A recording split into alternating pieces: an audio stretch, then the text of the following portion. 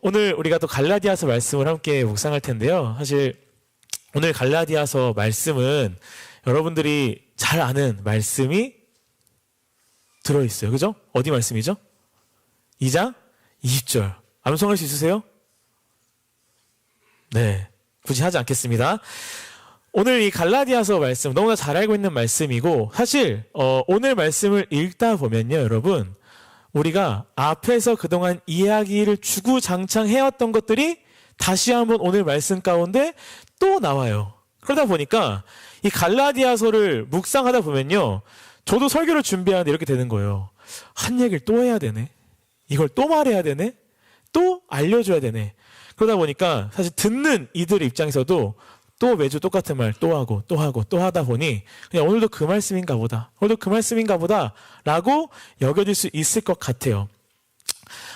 사실 우리가 같은 말을 계속 듣다 보면요. 어떤 생각이 드냐면 좀 무뎌집니다. 처음에는 복음이란 게 그런 거지 하다가 그래서 복음에 대해서 이야기를 듣다 보면 그래 복음이 그런 건가 보다.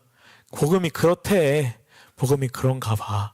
로 우리가 마무리할 때가 있어요. 왜냐하면 우리가 복음을 들을 때 이 복음이란 것을 듣다 보면 복음이 이런 거구나라는 알게 되지만 점점 사실 우리가 진짜 나에게 있어서 이 복음이 필요한 것인가에 대한 확신이 들지가 않기 때문이에요. 잘 모르겠어서요. 여러분 요즘에 운동 많이 하잖아요. 운동 좋아하세요? 우리 청년부에는 운동을 나름 즐겨하는 사람들이 은근히 있습니다. 네. 우리가 운동을 왜 해야 될까요? 그죠? 누군가는 살려고 하기도 하고 누군가는 건강하려고 하기도 합니다. 누군가는 그냥 운동 자체가 너무 즐거운 거예요. 그래서 즐겁게 하기도 하고 누군가는 운동에 관심이 많아서 운동을 하기도 해요. 저는 운동을 해야 될까요? 안 해야 될까요? 네. 여러분 T로 말씀해 주세요. 해야 돼요. 그죠? 제가 건강하기 위해서 또 살을 빼기 위해서 운동을 해야 되는 건 저는 알고 있어요. 근데 운동을 할까요? 안 할까요? 운동을 잘 안 해요. 왜 안 할까요? 안 할 때 필요한 건 알겠는데 잘 못 느끼겠는 거예요. 살면서 내가 뭐 건강을 위해서 하긴 알겠는데 막 내가 진짜 뭐 살면서 막 아파가지고 막 골골대고 아무것도 못하고 진짜 운동을 해야 내가 정말 살아날 수 있겠다 쉽지가 않은 거죠. 그러니까 필요한 건 알겠으나 진짜 나에게 필요한지 내가 깨닫지 못하니까 운동을 잘 안 하게 돼요. 복음도 마찬가지인 것 같아요. 여러분 복음도요. 우리는 복음이 필요한 걸 압니다. 우리에게 복음이 있어야 되는 걸 알아요. 복음이 진리라서 진리를 사랑해야 되고 복음을 따라가야 되는 걸 알아요. 그런데 살다 보면 진짜 이 복음이 나한테 필요한지를 잘 모르게 되는 거죠. 그래서 복음이 필요한 건 알겠으나 진짜 필요한지를 모르니 복음에 대해서 말씀은 들으나 그 말씀에 진짜 우리의 모든 관심이 잘 안 쏠린다는 거예요. 또 듣다 보면 나랑 좀 상관없는 이야기처럼 들려요. 잘 모르겠어요. 내 이야기인지. 나를 향한 말씀인지 잘 모르겠을 때가 있어요. 우리가 복음을 이야기하다 보면 무엇을 자주 이야기하냐면 이 죄인됨에 대해서 많이 이야기를 하거든요. 근데 우리가 우리는 죄인이지 라는 것은 알고는 있으나 내가 진짜 죄인이라고 여러분들이 어디 가서 마음 깊숙이 고백하는 사람들은 별로 없어요. 사실 내가 죄인인 건 알겠으나 진짜 죄인인지는 잘 모르겠는 게 우리예요. 나름 내가 착하게 살려고 다른 사람한테 피해 안 주려고 선하게 살려고 나름 노력하고 살아왔는데 자꾸 내가 죄인 하니까 죄인인 것 같긴 한데 사실 내 인생에서 내가 이렇게 죄인인지 잘 모르겠는 거. 그리고 내가 막상 죄인이라는 걸 내가 인정하다 보면 내가 그동안 살아왔던 것들이 뭔가 부정당하는 느낌이 들어요. 나 그래도 착하게 살려고 했고 나 그래도 열심히 살려고 했고 남한테 피해 안 주려고 했고 말씀대로 살려고 노력한 내 모든 게 다 부정당하는 것 같은 거죠. 굳이 내가 왜 열심히 살려고 했는가. 그러다 보니 우리는 이 복음을 들을 때 이 죄인이라는 이야기를 듣기 때문에 잘 와닿지가 않는 거예요. 잘 깨닫어지지가 않아요. 그러니까 어떻게 돼요? 삶으로 연결되어지지가 않는 거예요. 그냥 들으면 앉아서 듣는데 삶으로 연결되지 않는 거죠.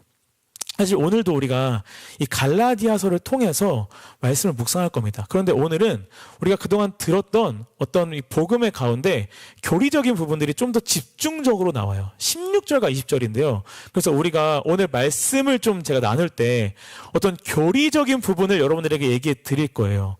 듣다 보면 무슨 말이야? 혹은 어디서 들어본 것 같아 하시는 분도 있겠지만, 이것이 단순히 어려운 것이 아니라 우리 안에 계신 성령 하나님이 이 말씀을 터치하셔서 진짜 복음이 나에게 필요한 거고 내 삶에 진짜 복음이 아니면 내가 살아갈 수 없구나, 내가 어떠한 존재인지를 다시 한번 깨닫게 되어져서 여러분, 이 말씀을 듣는 순간순간마다 내 안에 감사와 은혜가 막 넘쳐 찼으면 좋겠어요. 나도 모르게 눈물이 흐르고 나도 모르게 미소가 지어지고 행복해지고. 제가 잘 전해야겠죠? 네, 그런 시간이 되길 소망합니다. 네, 긴장하지 마세요 여러분. 그렇다고 너무 어렵진 않을 거예요. 네, 다들 오늘 좀 어렵다고 하시는데, 갈라디아서 좀 어려운가요 여러분? 좀 어려워요? 네, 누군가 좀 어려울 수도 있습니다. 저도 설교를 준비하면서 늘 얘기해요. 내가 왜 갈라디아서 했지?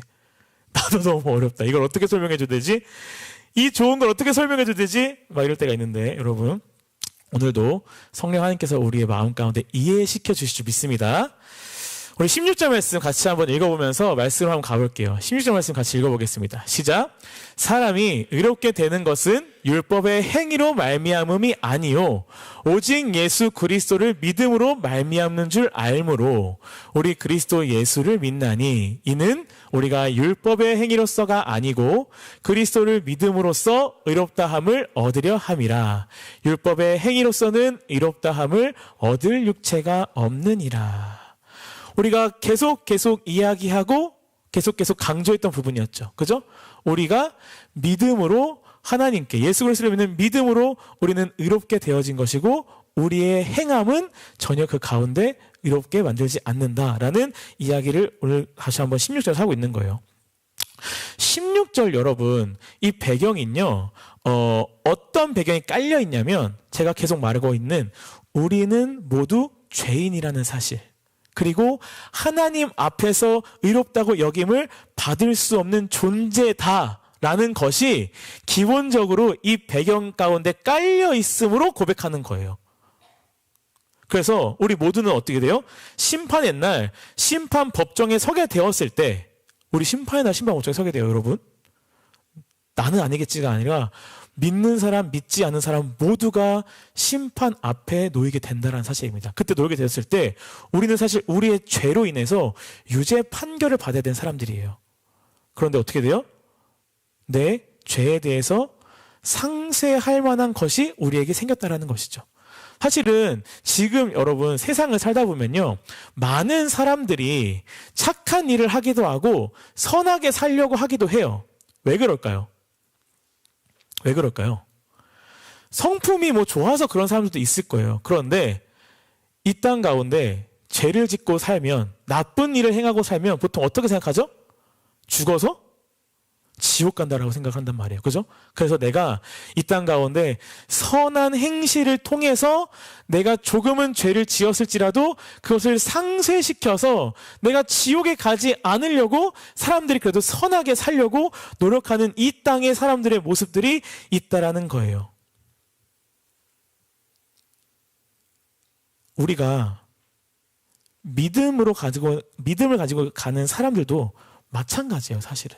우리도요, 믿음을 가지고 살아갈 때 하나님 앞에 선하게 살아가려고 노력을 해요. 왜 그럴까요? 나중에 지옥 갈까봐. 그죠? 근데 여기에 뭐가 담겨져 있는 거예요? 우리의 공로가 담겨져 있는 거예요. 내가 어떻게 하면 이것이 좀 더 덮어지지 않을까?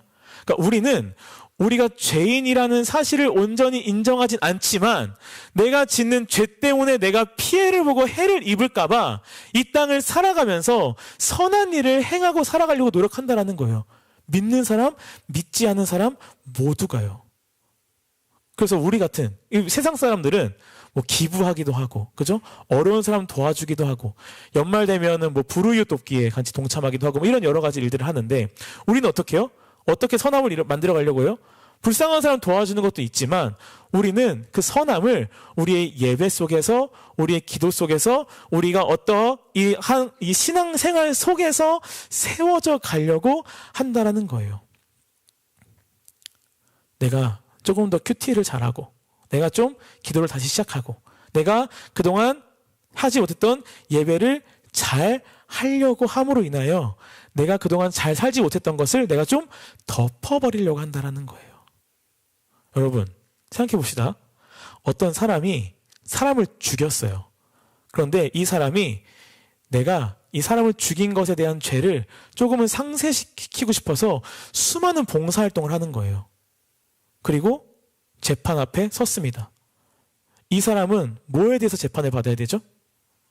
살인한 것에 대해서 재판을 받아야 돼요. 그런데 판사가 너 사람은 죽였는데 그동안 너 착한 일 많이 했으니까 그냥 죄 없던 걸로 해줄게 하고 무죄를 빵빵빵 친다고 생각해 봅시다. 그것이 신문 기사에 났어요. 여러분 어떻게 반응하실 거예요? 미친 거 아니야? 어떻게 사람을 죽이고 봉사활동한다고 해서 그 죄를 다 감해줄 수가 있어 라고 하는 거죠. 재판 가운데 그가 아무리 봉사활동을 많이 했을지라도 뭐에 대해서 재판받아야 돼요? 그가 저지른 죄에 대해서 재판을 받아야 한다라는 거예요. 죄가 전혀 사라지지 않아요. 우리가 아무리 죄를 덮으려고 우리의 노력과 우리의 선함과 우리의 공로를 애써서 한다고 한들 그 심판의 날 심판 앞에 섰을 때 우리의 죄가 사라지지가 않는다라는 거예요. 우리는 죄에 대해서 심판받을 수밖에 없다라는 것이죠. 사도 바울도 사도들도 계속 말하는 거예요. 우리의 행위로 의롭다함을 받으려고 한다는 것은 불가능하다. 우리는 할 수 없다. 의로움 받으려고 한다는 개념은 단순히 속죄의 개념을 넘어서기 때문에 우리 안에 해결할 수 없다는 거예요. 여러분, 제가 뭘 말을 하려고 하냐면요. 오늘 본문에 16절 본문에서 두 가지의 중요한 개념이 되게 등장하게 되는데요. 16절 말씀 한번 띄워줘 보실래요? 방송실. 뭐냐면요.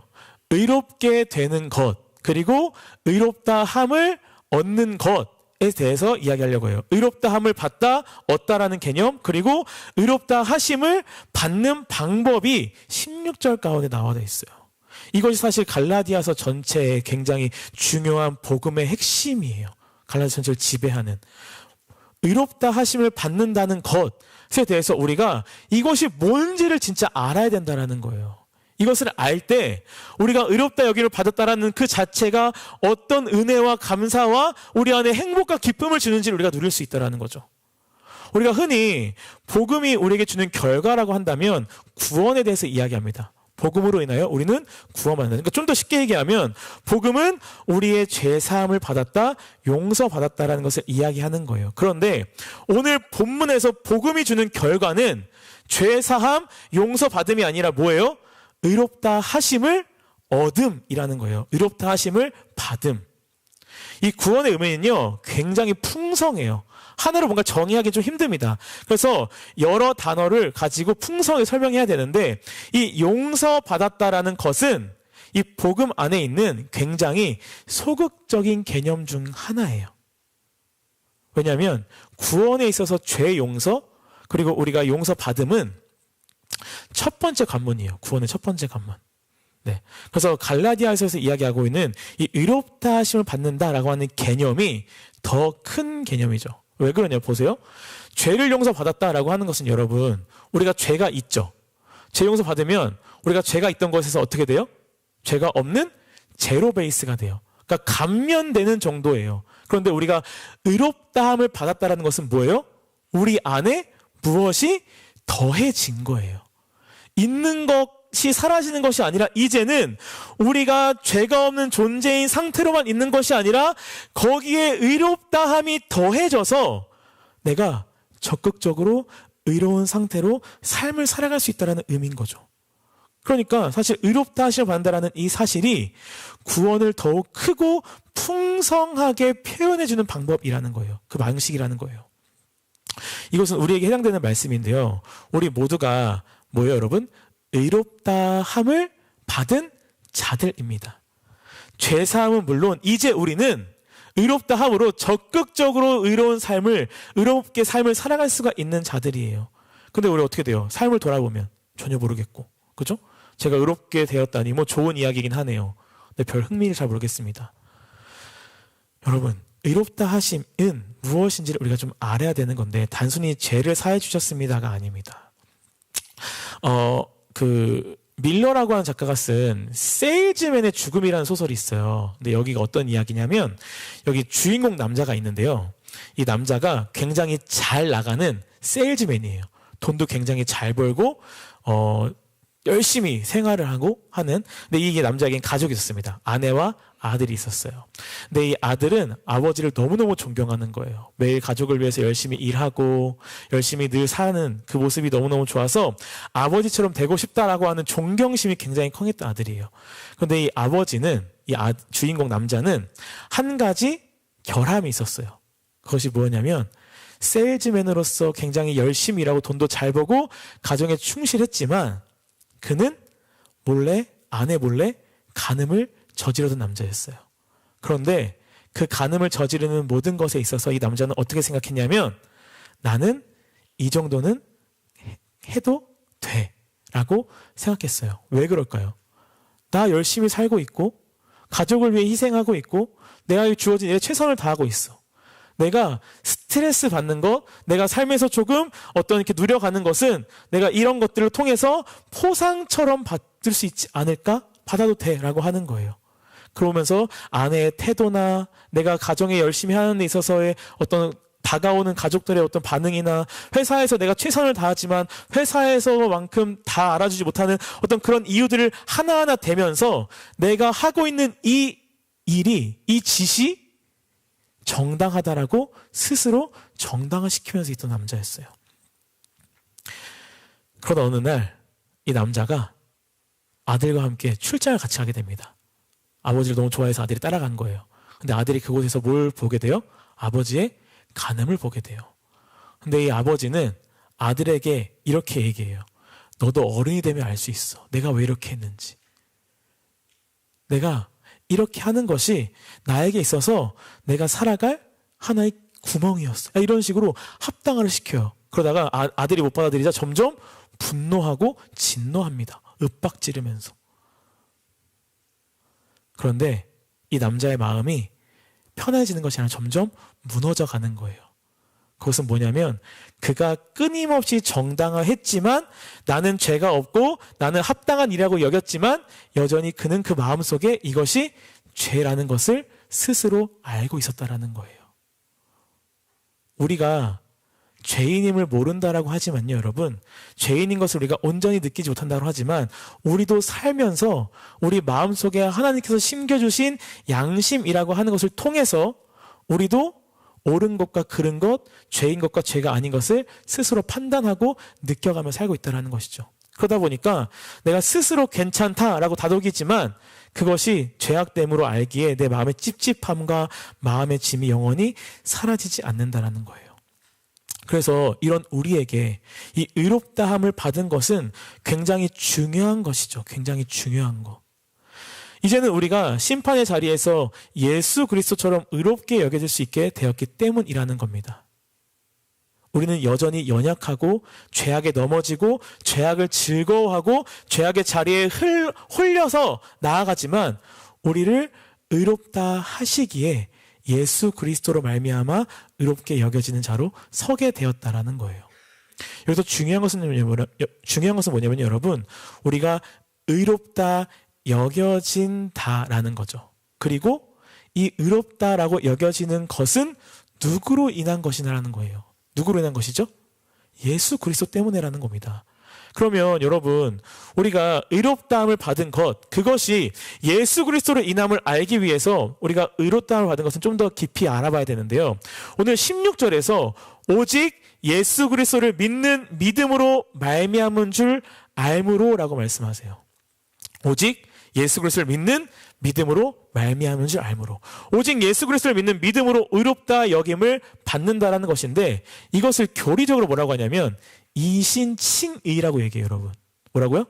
이신칭의. 들어본 사람도 있을 거고 처음 들어본 사람도 있을 거예요. 이신칭의는 뭐냐면 말 그대로 믿음으로써 의롭다함으로 칭해진다라는 거예요. 그러니까 이가 그 한자 공부하시면 알겠지만 뭐뭐로써라는 한자예요. 뭐뭐로써. 그리고 신이 믿음, 믿을 신, 믿음이에요. 그래서 믿음으로써 칭의, 뭐예요? 의롭다, 칭하여진다, 여겨진다라는 의미예요. 그래서 이신칭이라고 우리가 이 말씀을 가지고 이야기하는데요. 이 이신칭에는 여러분, 이신칭이 믿음으로 의롭다 여겨진다라고 하는 이신칭에는 두 가지 의미가 담겨져 있어요. 두 가지 의미. 되게 중요한 두 가지 의미. 뭐냐면 첫 번째는 사죄가 담겨져 있고요. 두 번째는 전가라는 게 담겨져 있어요. 사죄와 전가. 사죄는 말 그대로 모든 죄를 용서받았다라는 것이에요. 모든 죄를 용서받았다. 그래서 내가 저지른 모든 죄를 무효로 만들어 주셨습니다. 어떻게 해요? 그리스도께서 우리를 대신하여 화목 제물이 되어셔서 십자가에 죽으셨기 때문에 우리의 모든 죄를 용서받았다는 것이죠. 그리고 하나 뭐 있다고요? 전가. 이 전가라는 건 뭐냐면요. 내가 한 것을 누구에게 주는 거예요. 누구에게 주는 거. 그러니까 이 전가라고 하는 것을 구약 성경에서는 어디 나오냐면 제사에 나와요. 제사. 우리가 죄를 짓고 이 구약 성경에서 하나님 앞에 제사를 드림으로 죄 용서를 받잖아요. 이게 어떻게 용서를 받는 거냐면 제사를 드리면서 뭘 드리죠? 소나 염소나 양을 드려요. 제물을 드린단 말이에요. 이 제물을 드릴 때 그냥 드리는 게 아니라 이 죄 지은 사람이 자신의 죄를 이 제물에게 안수함으로 전가시킵니다. 그러니까 내가 지은 죄가 이제는 누구한테 있는 거예요? 동물, 이 제물한테 있는 거예요.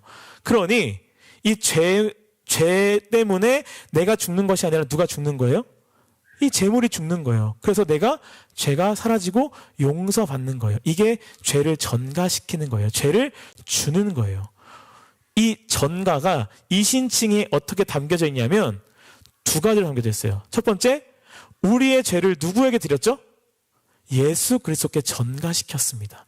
예수 그리스도께서 우리의 모든 죄를 다 가져가셨어요. 그리고 십자가의 죽으심으로 의롭다함을 이루는 다음에 그 예수님의 의로움을 우리에게 다시 전가시켜 주셨어요. 다시 주셨다라는 거예요. 조금 이걸 여러분 한 번 듣고 흘려도 돼요. 어렵게 얘기하면 죄의 전가, 의의 전가라고 이야기하기도 합니다. 네. 이런 것들이 우리에게 있다라는 거예요, 여러분. 그런데 중요한 건요, 여러분. 예수님께서 십자가의 죽으심으로 의로움을 완성하셨다고 했잖아요. 예수님의 삶은 어땠을까라는 거죠. 예수님의 삶. 예수님의 삶은요, 여러분. 하나님으로서 모든 것이 평탄하고 모든 것이 온전하여 모든 것이 행복한 삶을 사셨을까요? 아니라는 거예요. 제가 이번에 이 설교를 준비하면서 알게 됐는데요. 예수님께서 그 삶 전체가 고통이었다라는 거예요. 고통. 우리가 이 땅을 살아가면서 삶을 이야기할 때 행복도 이야기하지만 많은 고통을 이야기하잖아요. 예수님의 삶도 고통이었다라는 거죠. 왜 그러냐면요, 여러분. 이 예수님의 그 관련된 유대 문헌을 보면 거기에 예수님이 장성한 이후에 예수님의 아버지 요셉에 대한 이야기가 나오질 않아요. 그러니까 이걸 어떻게 해석하냐면 예수님이 장성하기 전에 아버지 요셉이 죽었다라고 해석을 해요. 그러니까 예수님은요, 장성하기 전에 어린 나이에 누굴 잃는 거예요? 아버지를 잃은 거예요. 어린 나이에 아버지를 잃는 고통을 겪게 됩니다. 그리고 누가복음을 보다 보면요, 예수님의 그 형제가 대략 7에서 8명 정도 돼요. 그러니까 아버지를 잃은 고통 플러스 이제는 뭐예요? 예수님이 그 집안의 장남으로서 동생들을 다 먹여 살려 했다라는 거예요. 근데 그 직업이 뭐였습니까? 목수였어요. 목수. 목수는요, 당시 인정받는 직업이 아니었어요. 천하디 천한 직업이었습니다. 그러니까 예수님은 태어날 때부터 어떻게 태어났어요? 동정녀로 태어났어요. 그러니까 우리가 성경을 보면서 그 예수님은 하나님의 아들이지라고 했겠지만 당시 함께 살아갔던 사람들은 예수님을 보고 어떻게 했을까요? 저 씨도 모르는 저 애라고 하며 손가락질하기도 하고 사람들의 시선 가운데 고통받았을 거예요. 아버지를 잃은 고통, 장남으로서 집안을 부양해야 하는 고통을 누렸습니다. 또 어떻게 해요? 십자가에 올라가시면서 누구를 두고 가셨어야 돼요?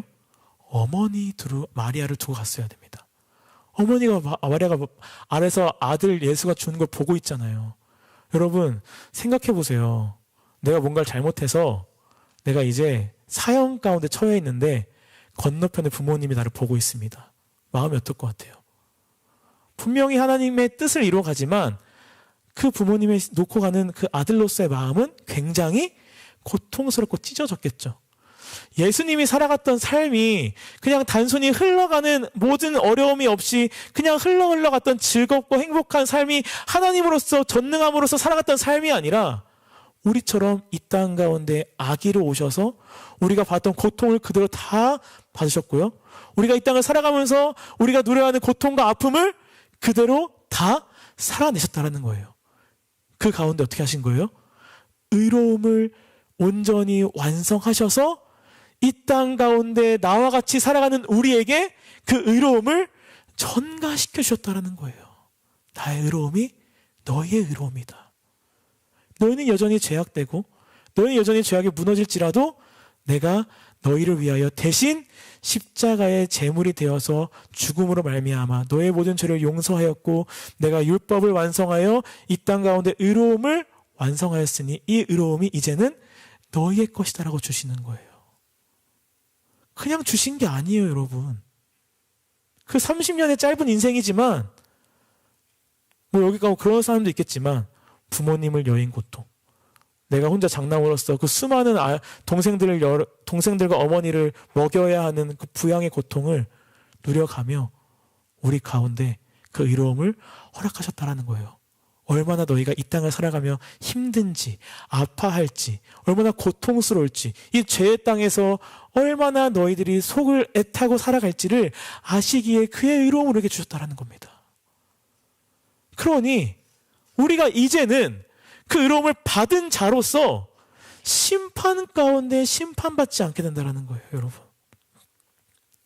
여러분, 제가 아까 또 심판에 대해서 얘기했는데 심판의 날 어떤 일이 벌어지는 줄 아세요? 심판의 날?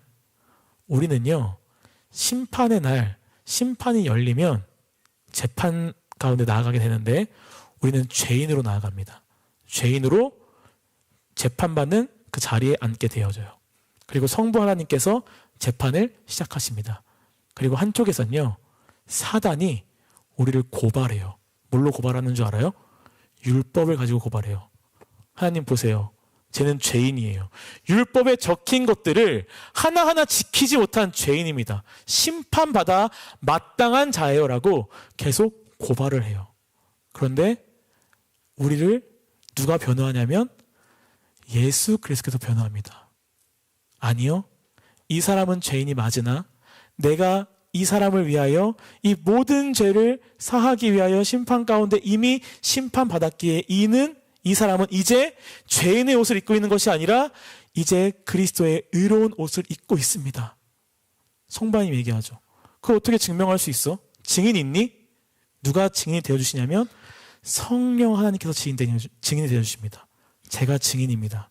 이 사람은 죄가 있었으나 그리스도로 말미암아 이의 옷을 입었으니 이제는 그가 죄로 심판받는 것이 아니라 의롭게 여겨질 수 있습니다라고 증인하신다라는 거예요. 이게 의롭다 여김을 받은 자들이 심판의 날 받는 심판의 모습입니다. 지금도 사단은 계속 우리에게 율법책을 던지고 있어요. 너희는 죄인이야. 네가 무슨 믿음을 가져. 네 모습을 봐. 네 삶을 봐. 너 제대로 살고 있는 것 같아? 네가 믿음을 가지고 있는 사람 맞아? 굳이 뭐하러 나가니 교회에. 그냥 네 마음대로 사는 게 편하지. 그러나 계속 우리를 위하여 누가 변화하고 계세요? 예수님께서 변화하고 계세요. 하늘 보좌에 올라가셔서 우리 한 명 한 명을 위해서 중보기도 하시며 나의 영혼이 무너지고 쓰러지지 아니하고 끝까지 예수 그리스도를 믿는 믿음으로 함께 가기 위하여 기도하고 계신다는 겁니다. 그 기도를 계속 누가 우리에게 들려주시는 거예요? 내 안에 계신 성령 하나님께서 들려주신다는 거예요. 여러분, 이것이 의롭다 여김 받은 자라는 겁니다. 다른 사람의 이야기가 아니에요. 여러분들의 이야기고 저의 이야기예요. 어느 누구의 이야기를 듣는 것이 아니라 지금 내 이야기를 듣는 거예요, 여러분. 각자의 자신의 이야기를. 여러분들이 그렇게 의롭다 여김을 받은 자들입니다. 그래서 오늘 바울이 17절 18절에서 뭐라고 얘기하냐면 우리 17절 18절 말씀 같이 한번 읽어봅시다. 만일 우리가 그리스도 안에서 의롭게 되려 하다가 죄인으로 드러나면 그리스도께서 죄를 짓게 하는 자냐? 결코 그럴 수 없느니라. 만일 내가 헐었던 것을 다시 세우면 내가 나를 범법한 자로 만드는 것이라. 우리가 의롭게 되려고 하다 보면 어떻게 돼요? 내가 오히려 죄인인 게 드러난다라는 거예요. 내가 좀 의롭게 살아보려고 다시 내가 그동안 살지 못했던 나의 모습을 다시 살아보려고 새벽 예배, 금요 기도회, 큐티, 내가 스스로 기도하는 것들을 통해서 내가 다시 한번 나의 어떤 모습을 세워가고자 합니다. 너무나 좋죠.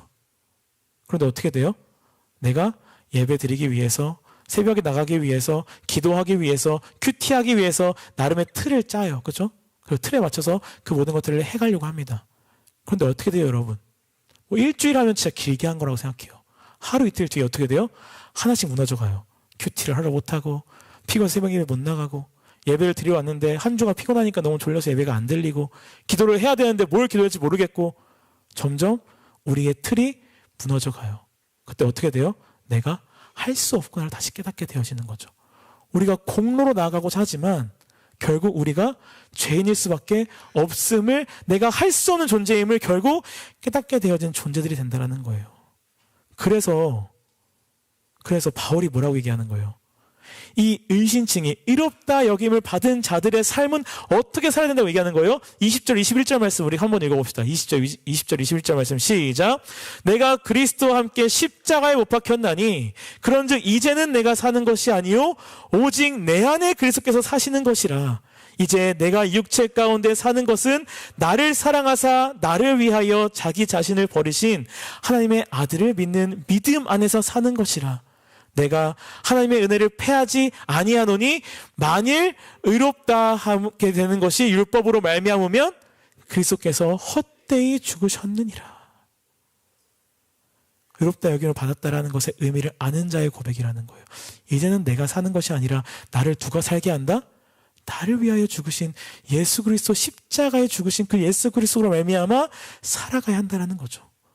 우리와 같은 삶의 모습 속에서 고통을 얼룩져고 있고, 우리와 똑같은 삶의 모습 속에서 의로움으로 완성시키신 그분의 그 의로움과 공로를 완성하심으로 그게 우리에게 주어졌으니 이제는 내가 아무리 해도 안 되는 걸 내가 알아요. 난 죄인임을 깨달아요. 그래 어떻게 하는 거예요? 이제는 내가 사는 것이 아니라 내 안에 계신 그리스도로 말미암아 살아야 되는 존재임을 깨닫게 되고 고백하게 된다는 것이죠. 여러분, 오늘을 살아가는 우리의 어떠함은 우리를 구원할 수가 없습니다. 수백, 수천, 수억 원을 가지고 가난한 사람들 위해 기부하는 것, 힘들고 어려운 자를 위해 도와주는 것, 소외된 자들을 챙겨주는 것, 너무나 착하고 선한 행동이죠. 그러나 이것이 우리를 구원하게 하는 것은 아니라는 거예요. 이 선한 행실이 의미가 있을 수 있는 것은요, 의롭다 여김을 받은 자의 의미를 참되게 깨달아 오늘 우리가 함께 읽은 이 2장 20절 21절의 말씀이 우리의 심령 가운데 고백되어짐으로 인하여 그리스도의 의의 옷을 입은 자로 살아가게 되어질 때, 그때 이 선한 행실도 의미가 있는 행실이 된다는 겁니다. 나를 위하여 자기 자신을 버리신 그분의 한없는 사랑 안에 우리가 은혜를 깨달아 그분이 사시는 그 길을 나아가는 모습이기 때문이죠. 오늘 말씀을 정리할게요. 여러분, 오늘 갈라디아서를 통해서 놀라운 영적인 것을 우리가 함께 목격했습니다. 사단은 우리의 죄를 낱낱이 고발하며 우리를 절망의 늪으로 밀어넣으려고 하지만 예수 그리스도께서 어떻게 하신다고요? 우리를 변호하시며 그 당신의 인생으로 완성하신 그의 의의 옷을 우리에게 입혀주셔서 우리를 의롭다 여김을 받는 자로 세워주셨다는 거예요. 나의 죄가 예수 그리스도께 전가됨과 동시에 그의 의로움이 우리에게 전가되었습니다. 이제 우리에게 남은 과제는 뭘까요, 여러분? 내가 예전처럼 얼마나 착하게 살았나를 증명하기 위하여 내 인생의 율법의 틀을 짜는 것이 아니라 20절의 고백처럼 나의 공로를 의지하던 나의 자아를 십자가에 못 박음으로 인하여 예수 그리스도로 말미암아 살아가는 삶이 되어야 된다는 거예요. 이번 한 주 여러분, 여러분의 삶의 현장에서 자꾸 무엇을 증명하기 위해 압박감을 찾아올 때 이 사실을 기억했으면 좋겠어요. 나는 이미 예수 그리스도의 의로움에 받은 자다. 그 의로움이 나에게 충분하다. 나는 그런 존재다라고 나를 귀히 여기길 바랍니다. 나를 귀히 여기세요. 나를 귀히 여기지 않는다면 우리가 죄인됨을 고백하는 것은 맞지만요. 그 나를 귀히 여기지 않는다면 그 그리스도의 의로움을 우리가 온전히 인정하지 않는 거예요. 한 주를 살아갈 때 내가 죄인됨을 고백함으로 인하여 묵상되어지는 이 십자가의 사랑과 그 공로가 나에게 전가되었다라는 그 의롭다 여김을 받으심을 통하여 나 또한 십자가 앞에 귀히 여겨지는 존재로 그 그리스도의 사랑을 온전히 묵상하는 우리가 되길 소망합니다. 그때 여러분들 내가 사는 것이 아니라 내 안에 그리스도께서 사시는 것이라 하는 고백이 이 한 주 가운데 내 입술로 매일매일 고백되어질 거예요. 그때 여러분들이 그 큰 사랑 가운데 이 한 주의 삶이 무겁고 지치고 힘듦이 아니라 감사와 기쁨으로 나아가는 우리 복된 그리스도 청년 되기를 예수님의 이름으로 축복합니다.